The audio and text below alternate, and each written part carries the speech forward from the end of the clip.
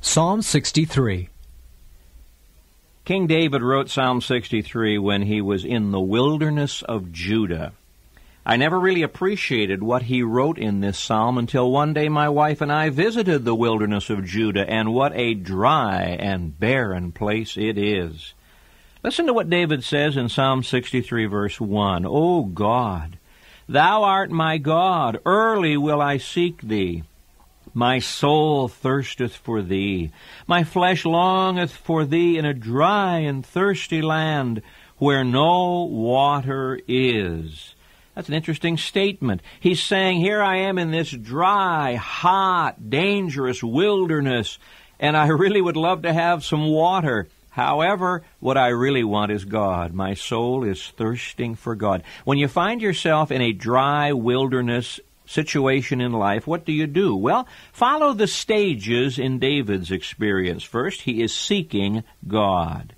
To see Thy power and Thy glory, he says in verse 2, as I have seen Thee in the sanctuary. I want to see this wilderness turn into a sanctuary. David had been in the tabernacle. He had seen the glory of God, but he wasn't satisfied with that. You and I are satisfied to hear about God in church and to sing about God in church, and then we get into the wilderness, and we should be like David and say, I want this wilderness to be an experience just as though I were worshiping God in the church service. He's seeking God. Then he's blessing God. Thus will I bless Thee while I live. He's blessing God. He's satisfied with God. Verse 5, My soul shall be satisfied as with marrow and fatness. That's an interesting statement.